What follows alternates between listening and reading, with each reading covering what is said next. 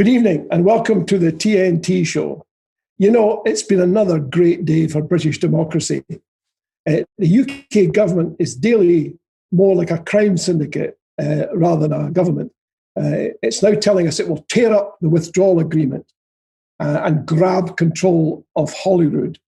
When questioned, a minister said, well, it's like this. We will only break the law in specific and limited ways. So that's one to remember next time you get caught speeding. Hey, I'm John Drummond, and I'm your host for the next 60 exciting minutes. Thank you for joining us this evening. We have yet another great guest tonight, and I'm really excited that she's with us. Stay tuned to hear from an accomplished singer and all-round entertainer. I'm a big fan, but also an avid independent supporter. But first, a few words about TNT. TNT, as you know, stands for The Nation Talks. So in many respects, this is your show. You can contact us live. The details are on the screen, or you can write to me by email at john@cleash.com. Feel free to use any of these methods, and we'll try and take as many of your questions as we possibly can. So now to our guest. Tonight, The Nation talks to Eddi Reader. Eddi's latest album is Cavalier. Make sure you get Cavalier. Make sure you do. How are you, Eddi? How are you coping with the pandemic? Yeah, I'm coping well. I'm okay. I think I was saying to somebody today that it brings in all the tenement woman training, you know, the bleaching and the cleaning and the ironing and the feeding and the recipes and I've just turned back into that. So I rely a lot on that and I'm glad of it. Does it make you feel uncomfortable, or do you feel you welcome the change? I quite like that people keep distant. By this time of year, I usually catch about 5 or 6 viruses, and I've been touch wood. I've been, clean bill of health all the way through it. And I mean, I know people that have caught it, and the actual big one, COVID one, and not survived. So it's a warning, but I think we have to relax in a little way that, as long as we're safe in our house and we wash and we clean and we keep distant, we're all right. Yeah. We'll get through it. But you're an entertainer, you're a singer. How do you cope with that change? Because I assume before this happened, you must have had a whole bunch of gigs planned elsewhere, and all of a sudden that's all gone and you're at home. I mean, what a change. I know, but I quite like it, actually. I was working so hard last year and doing Jules Holland gigs and my own tour, and then my own tour again was coming up, and I thought, oh geez, I hope I've got the energy. And it's nice to just have this break. It's like imposed, sit down and shut up for a minute, and I like it. I'll be raring to go next year, though. I do miss them. Now you've got a whole program planned for next year. Yeah, that's been put in again. I mean, who knows if it's going to happen? But if it does, I'll be there. Great. Well, that's very good news. Tell us a little bit about your background. Tell us about Eddi Reader, where you were born, where you grew up. All right. It's a big old story, but I'm a tenement lassie. I was born in Anderson, Glasgow, and I was born just at the end of the 50s. Okay, I'm not a 50s baby, but I'm 59 August, and I have vivid memories of that street in the tenements, and somebody was painting the pictures of the tenements today on Twitter, and I wanted to say, there's something amazing about being able to look up at these massive, what looked like mansions to me, and all these women leaning out of the windows and other characters, and just feeling watched and nurtured and cared for and minded. And that community was great. I had my granny in number 23. We were number 7 Anthony Street. My granny was 23. We all kind of shared the toilets and everything. So I was so pleased to have that background.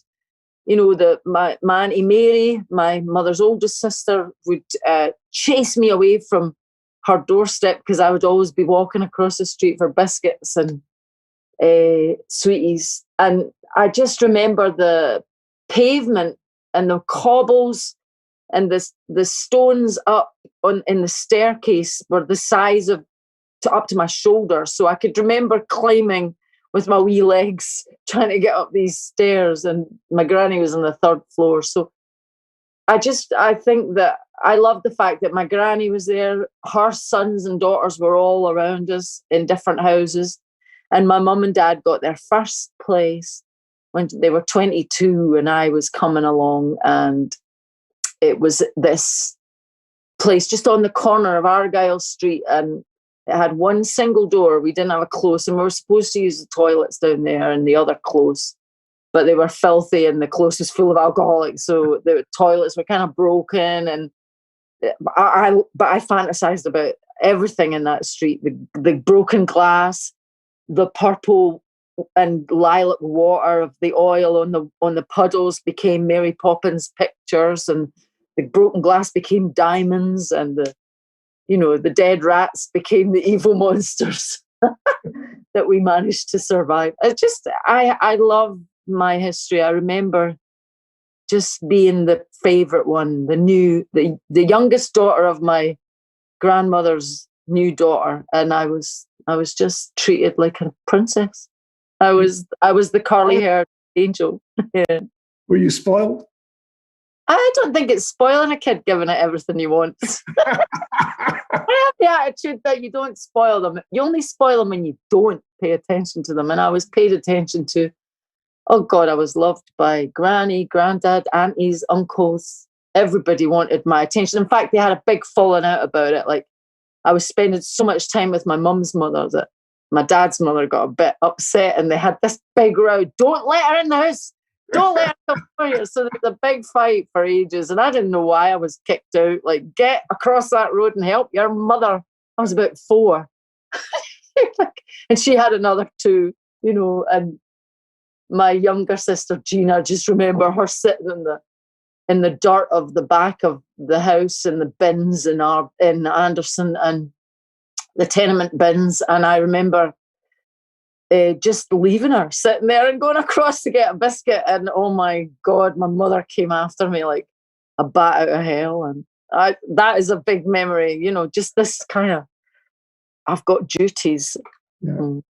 Well, Brian Cox told us that he first started performing, as it were, when he was very young, because the family were looking for somebody to do this sort of stuff. And he says, I just loved it. I just loved it getting up there.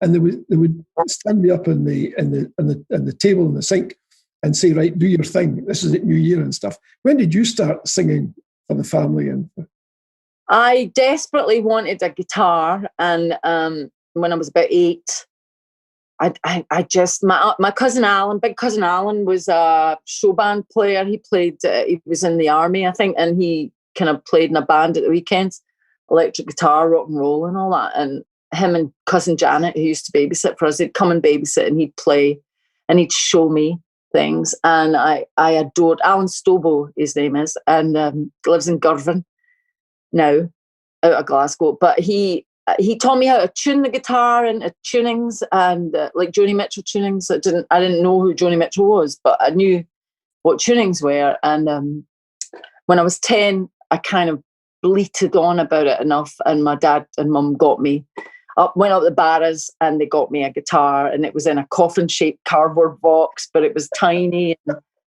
I just played it and played it and played it and played it. I was in the toilet. I'd lock myself in. Everybody would be queuing outside, battering the door down. I'd be in there practicing, hurting my fingers with the D and the C and the F and the G and the C and the A minor and the E minor and the D minor. And I'd be kind of working it all out. And I adored my guitar. My guitar and me were like constant companions. I would never be seen without it. And even going into school, I'd take it and I'd store it. I'd bring it out and play what I'd learned, which was basic, by ear. My granny also had a piano, so I could pick out tunes, but I never really performed for them until I learned Millie Molly Mandy on the guitar. And I started playing Millie Molly Mandy, sweet as sugar candy, pretty little eyes of blue. Everybody would be if they only could be walking out with you. And I think it was some favourite of my Auntie Grace my mother's sister-in-law, and she was like, I'm taking heart in that Shuey Green. We are going on opportunity knocks, and nobody is stopping us. She's going to win. And the only person I'd noticed was on opportunity knocks was Lena Zavaroni, and I was like, no way, I ain't doing that, and I'm not meeting that dodgy effer. Yeah. He looked a bit weird to me, that guy Huey Green. I just was in love with playing, like learning songs that were in the hit parade, the Archies, Sugar Sugar, and all the songs that they all sung at parties. I would accompany them. My dad singing Elvis, my mother singing Peggy Lee, Wishing Ring. I would sing harmonies. I'd force my sisters to do all the harmonies to Bye Bye Love. Consequently, Jean, my sister, can only go, there goes my baby with someone new. She hates me for it. No, she doesn't. But it's like, I can't sing that song without doing the harmony. And so I'd do that until I was about 15. But when I was 8, there was one big, massive moment when Belinda in my class at school, who was the favourite girl, she had eyelashes that were an inch long and stopped her sleeping at night, according to her. And all the boys fancied her. And we were in an extracurricular class called Mrs. McDonald's knitting class, where we learned to knit little purses with buttons and a triangle lid. And I was just treated in school like an entity. I had socks that fell down all the time and had to be kept up by elastic bands because I had twigs for legs. And I also had egg on my breakfast was always showing somewhere around. And then what happened was Mrs. McDonald, who had a massive black bouffant like Amy Winehouse, she didn't particularly like me, but liked all the good girls, all the girls that did things like Scottish country dancing and knew how to win an argument. And when I would just go, And I think she put this suggestion to us all that we learn a song to sing and bring it in on the Thursday. So consequently, Belinda sung, all kinds of everything remind me of you. So she did that. And another lassie, Lorna, did May you never smile at a crocodile, may you never tip your hat and stop bowing. And in my head, with my guitar, I knew that I could blow their minds if I could only be brave enough. So I put my hand up one Thursday and I said, I want to sing. But I didn't bring my guitar in. And I'd got my dad earlier before he went to work to write out with his oil-stained welder's hands. He wrote out quite dyslexically all the words of Love Me Tender. And so I sung that, all 6 verses. And I had my hands at the back of my head, leaning on the blackboard. And when I opened my eyes at the end, first of all, there was a kind of shocked atmosphere, and then an applause, and then break bell went, and Belinda and Lorna and all their pals and all their boys wanted to walk me down the street. Come to my house and play. I've got a new Barbie doll. You know, you'd be kind of in. And I realised there was a power in it very young. Yeah. I also got lots of compliments if I was doing the clothes. I'd be washing the clothes and the neighbours would hear me singing and they'd give me threepence or tuppence or something just for the nice song hen. So I kind of got affirmation that way, not through my family in that way so much. Because everybody sung in my family. So there was nothing special about me. It was only when I was 15 and I'd learned House of the Rising Sun on the A minor and the E minor. And there is a house. And I belted out because I really wanted to be Janis Joplin, but I sounded like Ariel from, Little Mermaid. So I couldn't quite get that transition into rough and ready blues singer. So, but I did scream a lot then, and I liked screaming my voice out. And so that led to kind of meeting people and busking and braving that little step between me and the standing out and putting my hand up. That was what I've always had to deal with, like busking or going into a studio or going on stages. That same feeling. You have to just get over it and get it done. Get your hands behind your head and shut your eyes and do it. So I've got better at it, I think. So what was your first step into a sort of professional career as opposed to singing because people like to hear your voice? Actually, what are you calling that? Are you calling that making money? Yeah, well, yeah. I did. Well, busking then. So busking was my first. I went to Suckyhall Street, just outside British Home Stores, where the corner of British Home Stores was. Is that Buchanan? No, it's Suckyhall Street, and across from Cut and Dried, the hairdressers, and I put the case down, and I just started singing. I'd gone with Croft and Bobby, another couple of buskers who taught me about the cinema cues, but I didn't want to do that because it felt a wee bit like I was encroaching on other people's space. Yeah. All I wanted to do was just, if people came and they paid, that was lovely. If they didn't, that's lovely too. It didn't matter. But just wanted to experience this like thing I could do that people kind of stood back and went, what's that? And I enjoyed that so much that I used to do it every Saturday. And the first Saturday I earned £30 in 10 pences and 50 pences. And £30 when the dough money per week was £27.80. So it was kind of amazing. I was like, what? So I wrote Glasgow Star about it, which is about walking down the Great Western Road on a tarmac wave because I was so high with this idea that I could just get free money. And then you found yourself subsequently at some stage in London. Mm-hmm. Yeah, London, then back home, then France, busking, and then London was really shit for busking because everybody was so down at heel, and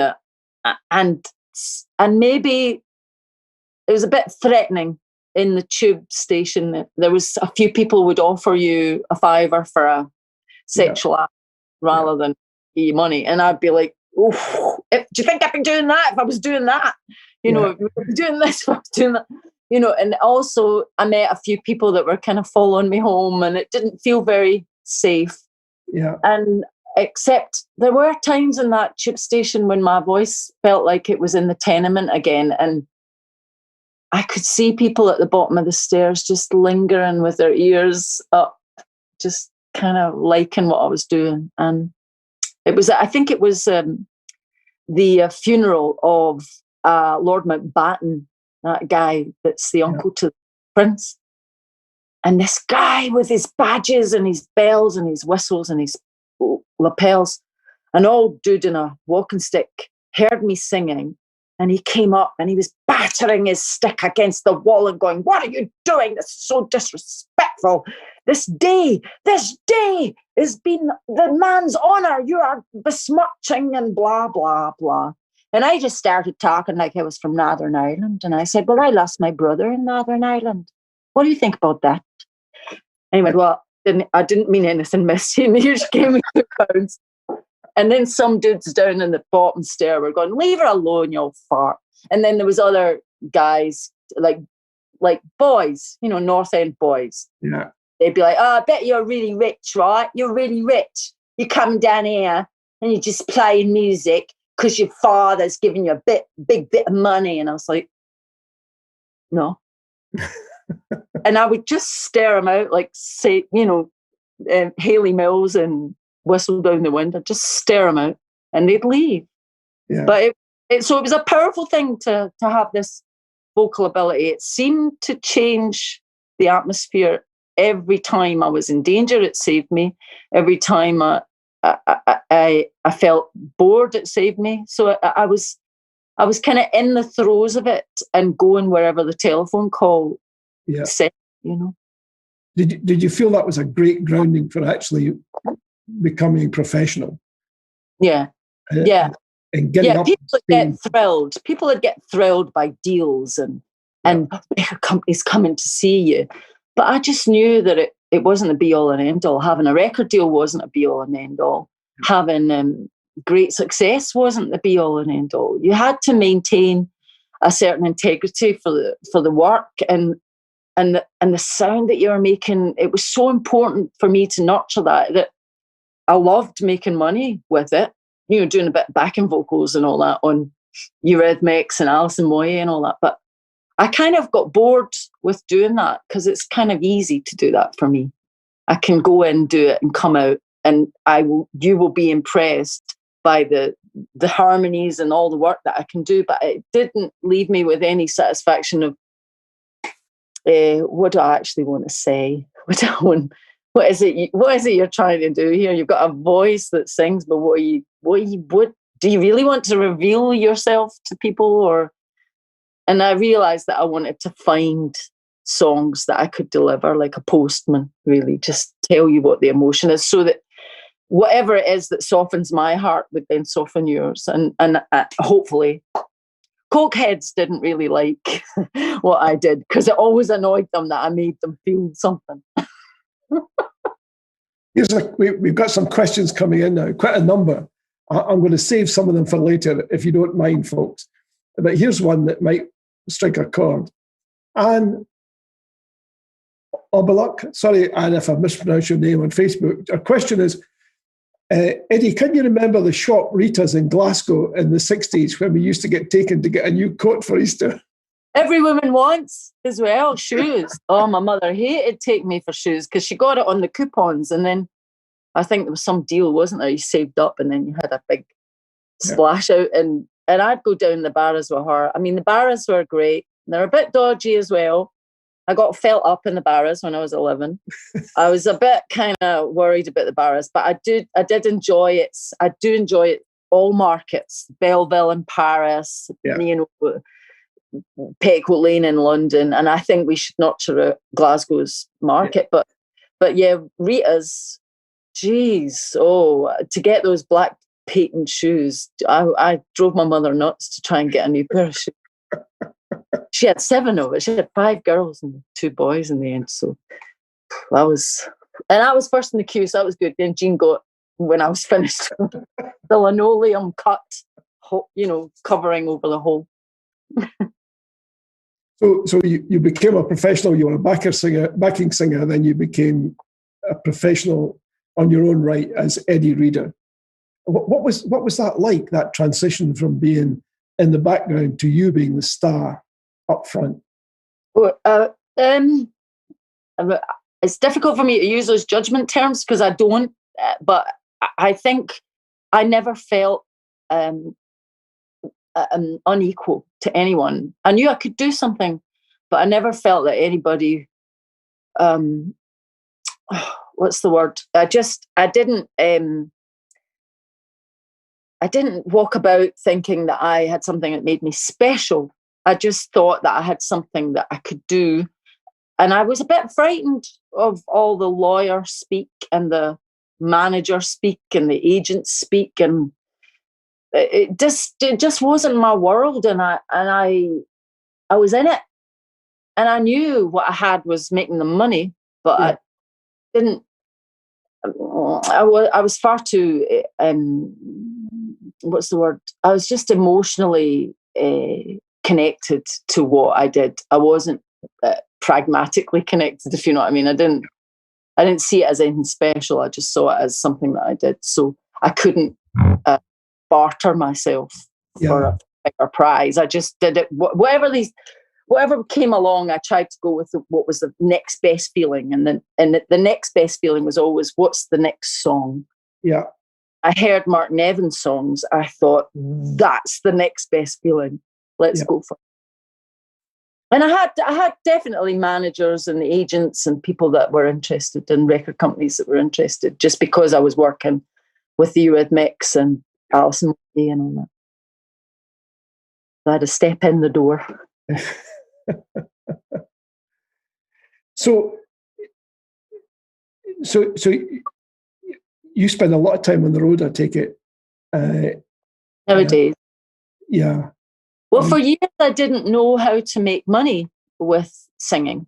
I knew how to busk, I knew how to do sessions, but once we became #1 album, #1 record, triple platinum in many different countries. It became a thing that became more like you've got to do this and you've got to borrow money to do it. Yeah. So at the end of the year, what you earn is taken off of what they've spent. So I found that I couldn't work live because it was too expensive. I was having to borrow 50 grand just to have decent sound and lights. And of course, nowadays it's different, but and I'm worried about all those people that work for musicians because they're in trouble right now. There's nothing to fall back on. I can sit in here and create on tape, but a lighting man has to do lights live and sound man has to do sound live. So I kind of realized that if I cut it right back and it's just me and one other person, then I could make a living. And I found in the later years now that I can do that with 4 or 5 people, just cutting out all the agent and manager and record company. That's cool. That's cool. We've got a bunch of questions, Eddi. I mean, all right. I'll try not to. How long are we doing this for anyway? Is it an hour or 2 hours? An hour. We're almost at the halfway stage and I haven't taken one single question. So people will be getting uptight. I'm sorry. No, don't apologise, please. It's great, you know. And I want to ask you about your grand or your great uncle shortly, but let's take a few questions. Otherwise, we'll be upsetting all your fans who want to hear from you. Well, they're mostly political, but here goes. Several folks have asked, Eddi, do you find that supporting independence has affected your career or your record sales? No, I never pay attention to career or record sales, so I wouldn't know. I just follow my heart and go for what's logical. If it upsets anybody, I can't do nothing about that. And that was a question from Sean Collins on YouTube, and it was also again from Sean, and also Ruthie Dixon is asking. I'd like to know why people think having a binary choice as a citizen, a yes or a no choice, why it would affect anybody's work that you choose something. I didn't know. Nobody told me I wasn't allowed to want yes. Am I not supposed to be allowed to have a choice as a citizen? But there was a woman up in Ullapool, I think, somewhere up there. This American fan of mine, he said, I was in Ullapool. And this woman, she was selling your record in the shop. And she said to him, Eddi Reader's good, but no, since she's fallen in love with that Alex Salmon. I didn't even know who Alex Salmon is at that point. You know, I just made a choice. It was like, what is wrong with people? It's the whole I like Rangers or Celtic all over again, isn't it? It's a bit polarised, yeah. Bryce Herbert on YouTube is asking, Eddi, when did you first decide independence was for you? What was your foremost reason for? Because most people who support independence, it's part of a journey. They did that off that way. You know? Yeah, me neither.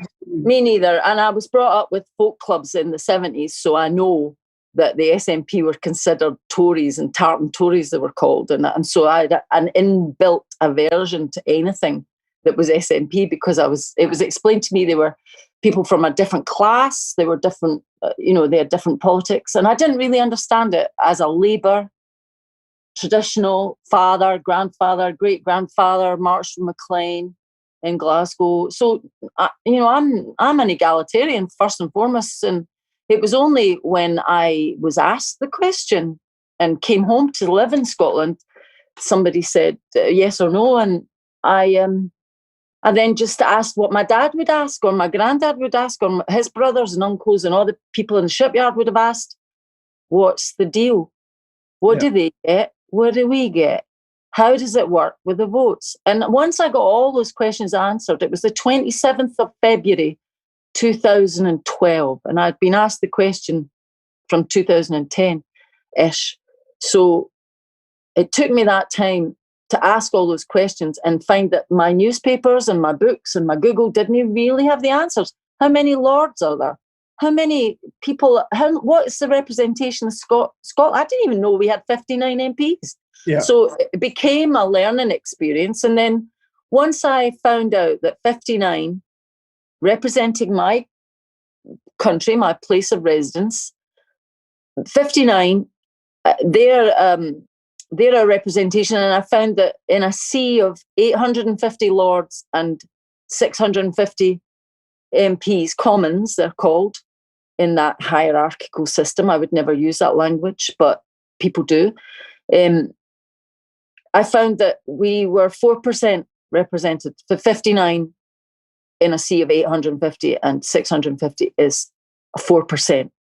And we are 8% of the UK. So I found that out first. And then I asked, because I don't mind paying for a Mancunian singer with 2 kids like me, and I don't mind her paying for me. So that's where I've been always brought up. But it was when I realised that what we're given as a vote in any general election, when I lived in England, my vote could contribute to the majority in England. Yeah. Now that I live in Scotland, I pay the same tax. My vote cannot. It can contribute to a majority in my own country, but it cannot affect anything that ultimately governs me. And I find that abhorrent. And I now look back with my great uncle's words that I inherited in 2012. And I've now been given a kind of lesson on our history and how gaslit I've been all my life. Why do I know more about King Arthur than I know about Scathic, the woman from the shadows of the land of Skye? Why do I know less about my Celtic background than I do about anything that's happened? The Tudors, it's just a bit weird to me that that's been allowed to continue. And I saw that the Labour people that I voted for, by the way, which were Gordon Brown and Tony Blair, I just saw the futility. I just realised, oh my God, even if all of Wales's 40 MPs and all of Scotland's 59 were added together and all of them were Labour, it would only add to their Labour average in England, which is about 191. Yeah. So if 191 and 99 are added together, the Tory average in England consistently is 300. So how can we ever have a say in our own lives? And that they control, we have devolution, we have certain things we control. I'd like somebody to give me the list. Why don't you give me the list? If I was married to you, I'd want the list. There's a question here, thanks for that. A question here from Ruthie Dixon on Facebook. She says, hi, Eddie, how do you feel Nicola Sturgeon is handling the pandemic?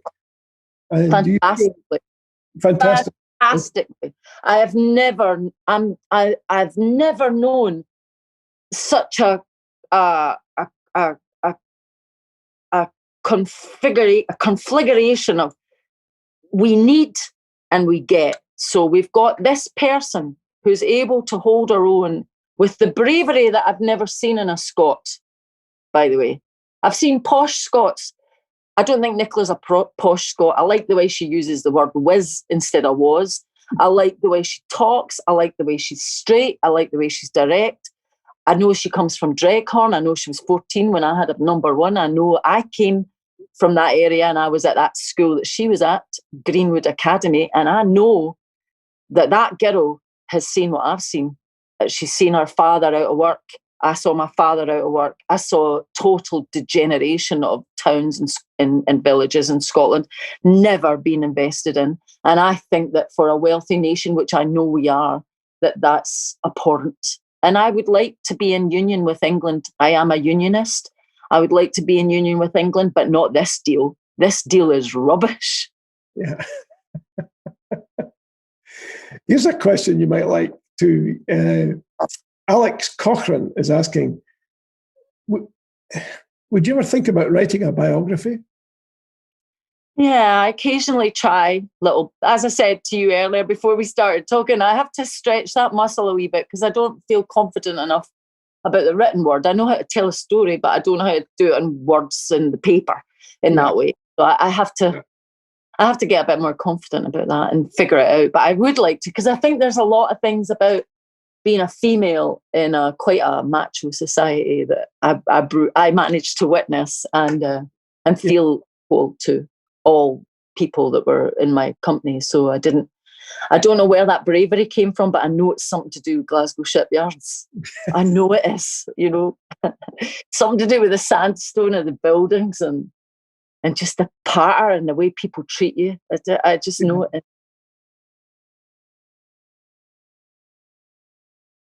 I just find that fascinating. Well, hopefully you'll take the chance to write something. Yeah, and also for other singers. I mean, basically, people sing, they're like Olympians to me now. When I hear what they learn, they know how to sound like tuners. They know how to manipulate their vocal cords in ways that I don't think people were able to only 20 years ago.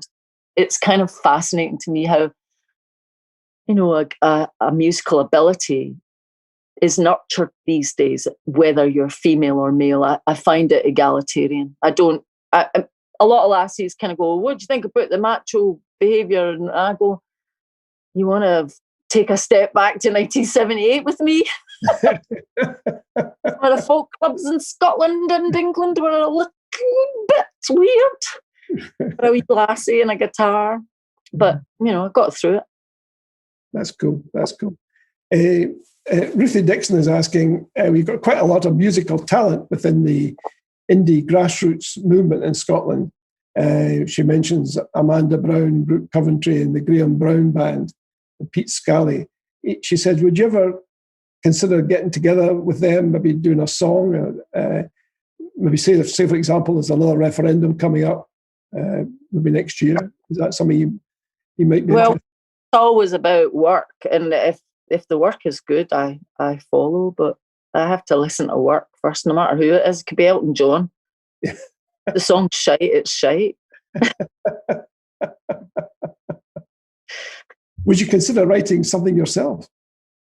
Maybe. I mean, but I don't have any control over that. I just kind of go, well, please, send me some inspiration. I just do that and hope, have a bath, smoke a fag, go out in the garden, dig a hole, then something might happen. I think maybe what prompted the question was when we were talking with Brian Cox, he plans to come back if there's another referendum. And Alan Cummings has already signed up to do the same thing. Is that something you might be interested in if there is another referendum? Joining a platform of people, say, from show business and elsewhere, entertainers? Yeah, I did do that. I contributed to the Usher Hall gig. That was fantastic. I felt so wonderful being in that company. I noticed there's some infighting with some of the independent people here, which flummoxes me, because I know one thing: Tories never split. So unless you are prepared to compromise and put away your grievance, you have to go for the main prize at all times. Just focus. Indie, then we get the menu of choice. It opens out like a fan. So I'm kind of whenever I don't think Better Together has ever stopped campaigning. So I've never stopped campaigning, and I won't ever, because I don't think it's fair. And I don't think anybody from Dudley would notice if the pipeline to our own money just stayed here and we dealt with it, than going down south. I don't think anybody from Didsbury, Dudley, Hatfield would even bat an eyelash if Scotland were dealing with their own money. And it's all about the money. That's all it is. It's not about social union, which is indestructible. It's not about the royal union yet.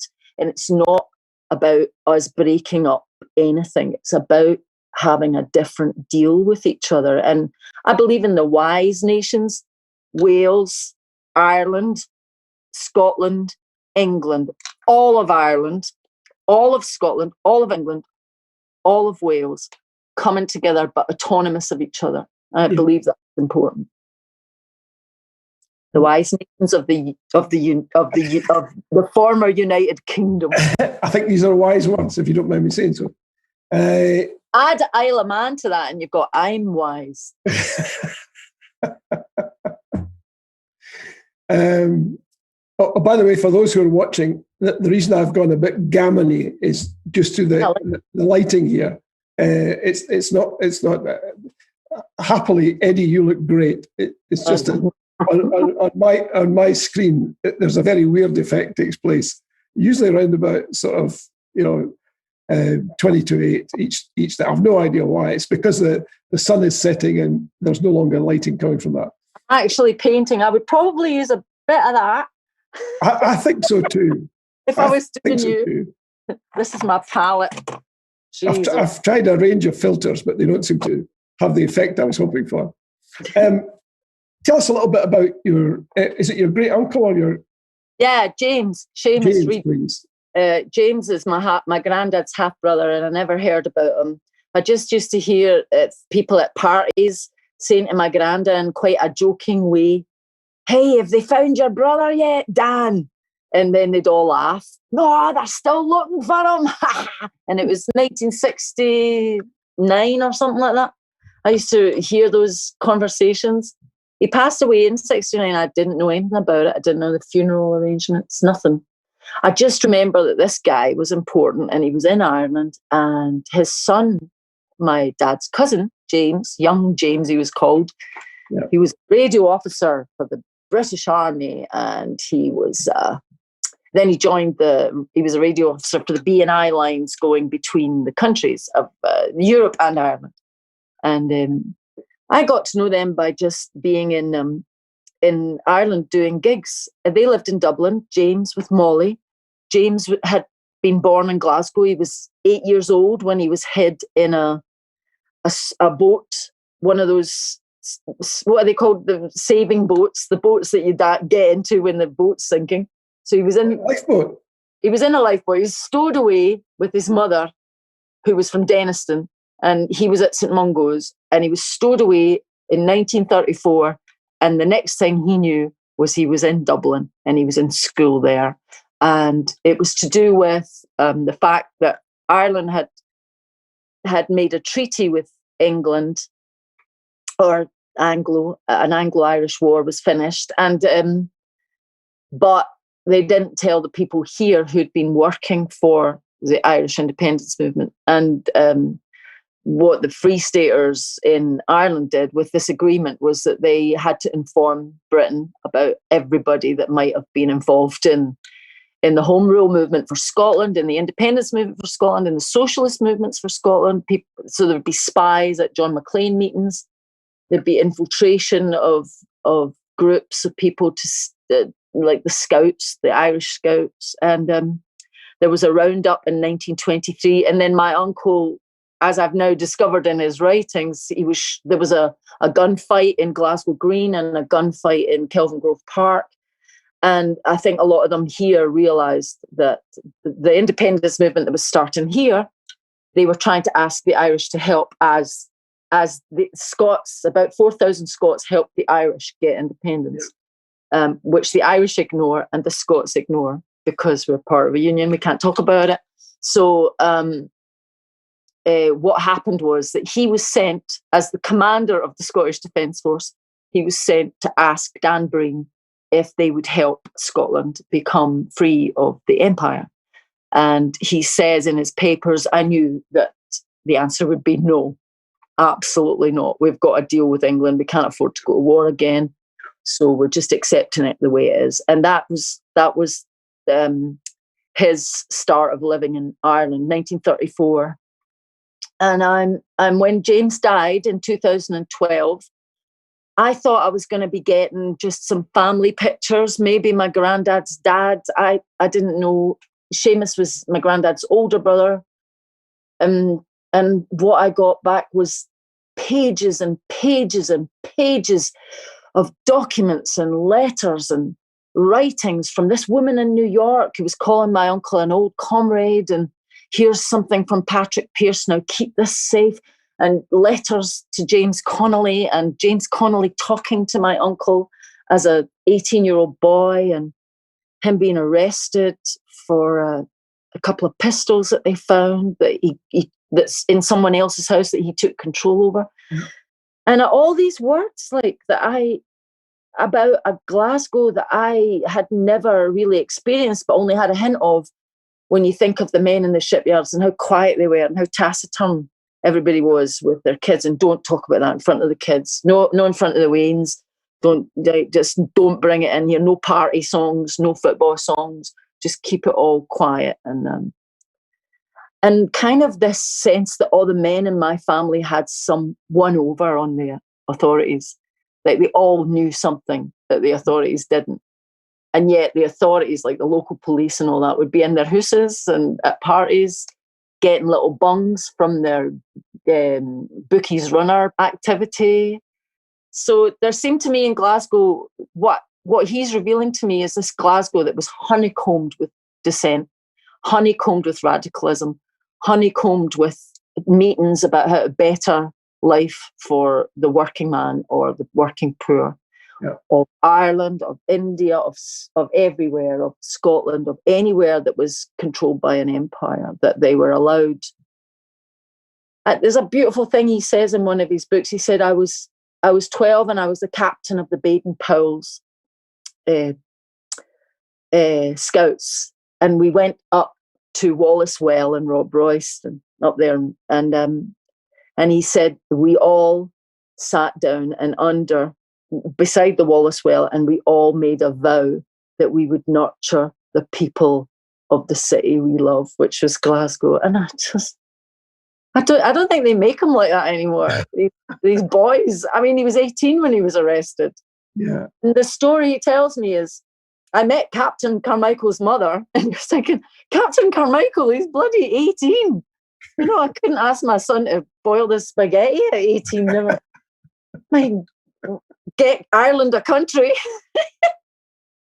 But they were real people, and they existed in Denniston, Baillieston, and they worked so hard and they kept under cover. They risked their lives for Ireland, and just because they wanted that they believed that no small nation should ever suffer occupation, and I think that's pretty righteous. And that was coupled along with the fact that we were being asked an independence question. I was kind of like, what? Okay, let's. This is me being educated, and I went with it, and I love what I've learned. I've got a few snippets of things that I think I could tell people. I took it up to Glasgow Uni. They're going to turn it into the history departments of Scotland. Hopefully, I can give it to them, and they'll look after it. I'm going to see about writing my own journey towards this. I think it'd make a great telly programme, but I don't think the BBC will touch it. I shouldn't think they would, but who knows? You never can tell. Well, the Glasgow historian at Glasgow Uni said that it takes 100 years for it to become history, and it's now become 100 years. Yeah. Well, the other thing too is that the victors write history, so who knows what might happen in the near future.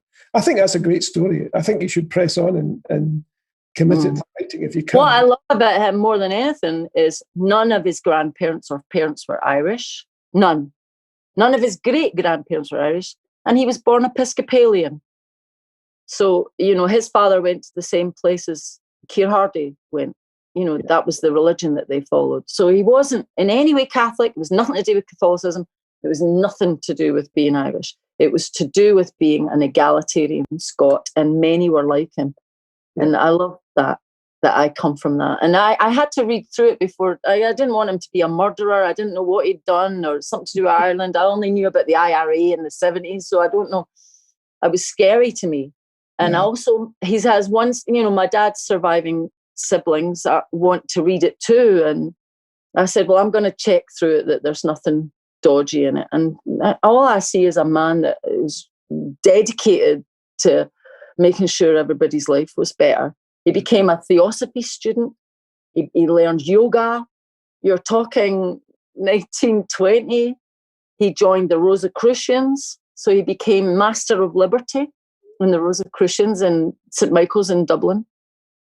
And he brought up his son, and his son was as baffled as me. I am, He was given a military. I think it's a great story. I think you should write that. I really do. But I think my granddad was upset with him because the stepmother, my great uncle's, my grandfather's mother, I don't think they got along. Might be to do with the police coming in and bayoneting our house to bits at 3 a.m, looking for Seamus. It might have been something to do with that. Tell us what sort of future do you envisage for Scotland? Look at it right now. Oh, sorry. Looking at the situation right now, and bearing in mind the sort of power grab that we've learned about today, where it would seem that there are plans to effectively abolish Holyrood through various devices that allow centralisation and allow, for example, Westminster to ride roughshod over the wishes of Holyrood and to operate from Westminster. This new legislation gives ministers the power to act without consultation, literally without consultation. And even if there is any consultation, they're not bound by it in any way, shape or form. Well, that's good. They're making it really clear what the situation has been for decades. Yeah. We're ignored anyway. Scots in London are like ghosts. MPs that go to London are like ghosts. They walk about in those corridors with their cigars and their booze. They've got about 15 different pubs in that place. Everybody's out their face. Everybody's inviting them to party. That's the situation. Since 1707, Scotland have been down there playing the role of doorkeeper. They're just opening, there's nothing that they do that is of any value to anybody in that house. And so therefore, this is them just making it writ large. So I don't know if I was a no voter, I'd be kind of, okay. I did notice that about the no vote, because I was a no, I want to share everything. And then asking questions, I became, well, maybe that's not very fair. Oh, that's a shame for Scotland. Oh, wait a minute, Scotland doesn't get a say. Oh, what do we control? The road signs? Yeah. Right. I became maybe, then yes, then hell yes. And you don't go backwards. You don't go backwards. There's nobody I know that's going backwards. So every no that you know is going to, or frightened, if they're scared of change, this is going to help actually see what the problem is, And it'll help English understand it, because they just think we're leaving them like we're pals. I have to explain to my English family and friends, look at what's happening. We don't have any say. And I pay the same tax as you. You've got say. I don't have any say. Yeah, very good point. Just tuning into that passion that you just expressed there, several people asking is, would you consider being an MSP? I don't think I'd be any good at that. I'm not a legal brain, but I'm an emotional brain. And I will grab you by the heart and I'll batter it until you're soft. Yeah. And that's what's needed, Eddi. Maybe that's what's needed. Well, I don't know. I mean, I met a lot of no people and I said, what's your problem with it? I think we have to ask more questions and listen more, because there's a lot of people are just frightened of change, and I don't blame them. If you see the spectre of having no money, when I did a gig after the independence vote was no, one of my fans shouted at me from the stage, we've got no money, Eddi. So you've been trained to believe you're nothing. You've got nothing. You've got no way out of it. You've got a big bill to pay. You won't be able to get past it. You can't even get out your house without feeling poor and irrelevant. So unless we sit and listen to people and allow them to express their fears and then try and assuage their perceptions a wee bit and try and just point out to them that they're not going to stumble. Yeah. We're going to be there. Every single person is going to join in with this journey. There's no way one of us is going to fall. We're not going to let that happen. I'll make the soup. Yeah.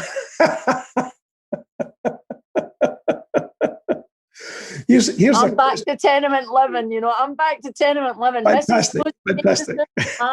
When we were we're going to hold you to that. You're going to make the soup. Here's a question from Miriam Gordon. She said, please, Eddi, could you create a song around that story you just told? It would be amazing. I've used a lot of his. He was also a musician, my great uncle Seamus. So he collected, this is the bizarre thing, when I was reading the papers, I didn't know, of course, my great-grandfather, his father, my granddad's father, Charles Reader. And I'm reading about him from this guy's perspective, who was, 18 when he died. My granddad was 9 when he died. So I'd never learned anything from him. But from Seamus's papers, it says, and this is 2012, and I made a Burns album in 2002. It says, my father, my good father, sang Burns songs in every lodge in Scotland. And his father played the concertina. And his father came from Germany and was busking in Leith in 1850. And I'm like, who am I? I'm this person. I'm this person that's made up of all that DNA and political and spiritual and emotional. And I'm going to hold on to it till my last breath, because I enjoy the passion of debate, and I enjoy Twitter. Nobody insults me. You can say, and you're like, nobody insults me. They're not powerful enough. Here's a quick question. We've got 5 minutes to go. Here's a quick question from Peter Murray. And Peter Murray is saying, hi, Eddi. We busked in Paris at the same time. What was your favourite pitch, and was it successful? And I remember how. What he's got to tell me is, what songs did we do together? Because I'll remember that. He said, did you enjoy being a Scot in Paris? I did, because I got kicked out of a pizza parlour place because the football hooligans from England had been in the week before and destroyed the place. So when I was in there, they thought I was Anglaise. Va faire foot, Anglais, ça. Yeah, grabbed me by the back of this thing, and I was out that door until my friends all went, Elle est écossaise. She's Scottish. Mademoiselle, je pardon. Voulez-vous une big pizza? Yeah. So being Scottish got me a pizza. But Saint-Michel, Rue Saint-Michel was my busking place. And I loved Paris. I love France. France was my first stop. I fell in love with France. I love the egalitarianism of the place. There isn't the hierarchy of lords and ladies and I'm better than you because I've got more money than my granddad, so I didn't have to do any work. It's a weird system. Weird, mentally ill system. Woo! You think somebody's better than you because they've what? Got 20 quid more than you. Right, okay. Get therapy. Get some help, yes. It's a hard system to be living under, because I lived in it, and I know that people are cowed by earning power and cowed by status and cowed by hierarchy. Yeah. I think it's sick. Yeah. Do you have much contact with people in the SNP, MPs, MSPs? I think at first people were interested in me because they thought maybe I could get to folk or whatever.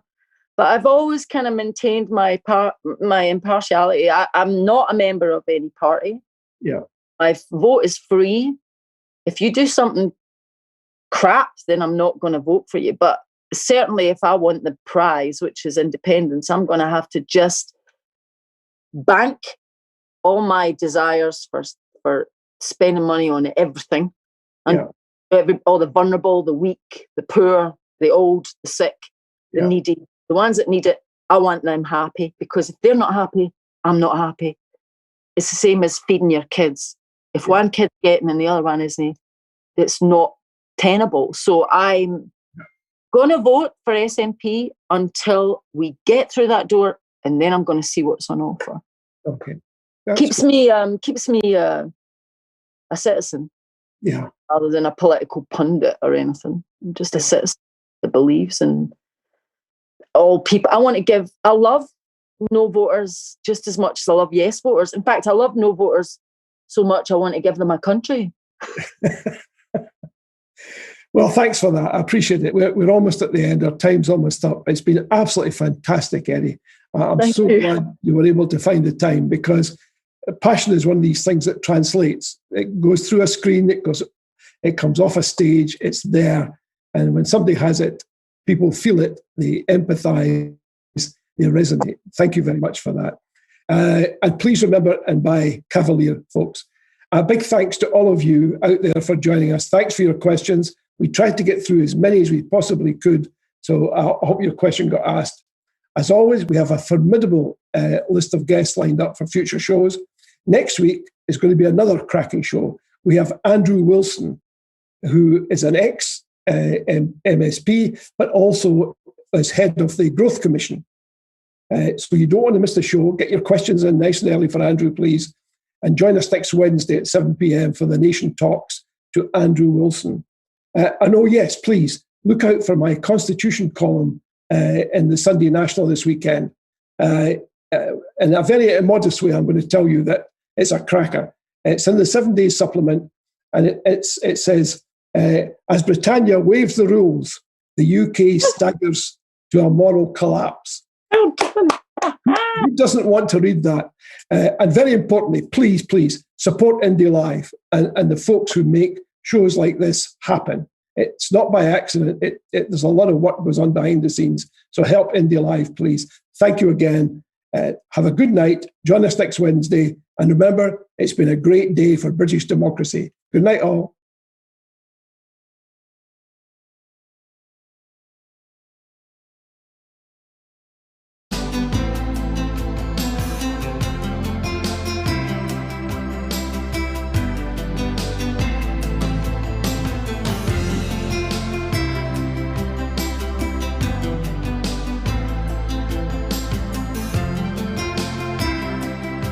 I'm Fiona from Clackman and Show Women for Independence. Did you know we have a podcast on IndyLive Radio? Goes out at 10 o'clock on a Tuesday morning, repeated at 6 o'clock on a Thursday. Come and join us for some news, views, opinions, the odd poem. Be very nice to have you with us. And come and hear the news you're not getting. Here's some new voices for a new Scotland at IndyLive Radio. Hello, my name's Steve B, and I'm a presenter on IndyLive Radio. I present Music and Musings every Friday night at 7. The music, that's 70s classic rock, although we will take the occasional side road. The musings, well, they're thoughts on Scottish independence, politics and world events from my viewpoint, which is that of a grumpy old man. So join me every Friday night at 7 on IndyLive Radio, a new voice for a new Scotland.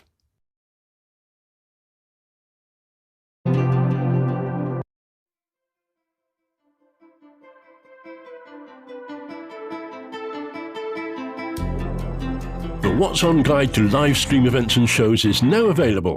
You can find the guide on the web at independencelive.net, on multiple Facebook pages, or go direct with the web link tvl.ink/What's On guide.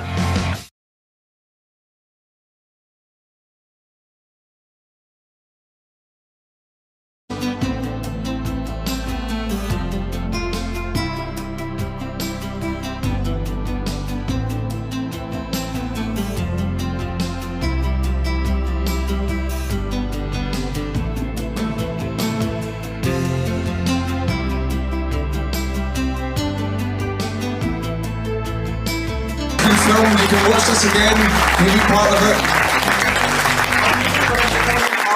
It's Independence Live. Yeah. A few people asked about YouTube. It'll be YouTube/Independence Live. That's where you'll find the footage.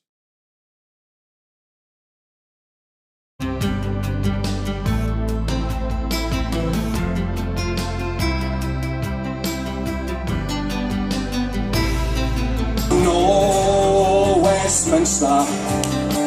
No Westminster, come on. No Westminster, not for me, not for me. But therefore I'll be your slave. I'll be buried in my grave and go home to my Lord and be free. Oh, freedom, come on. Oh, freedom. Oh, freedom, one more.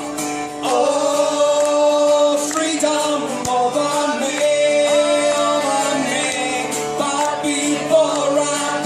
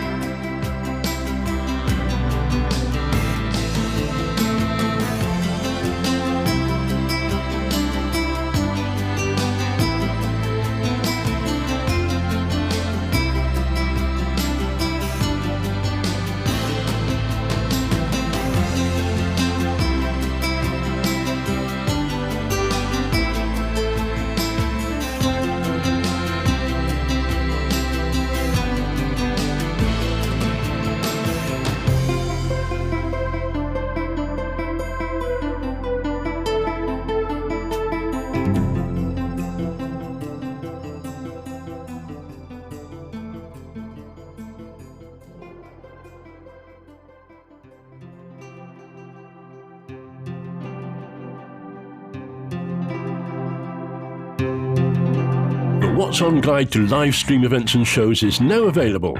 You can find the guide on the web at independencelive.net, on multiple Facebook pages, or go direct with the web link tvl.ink/What's On Guide.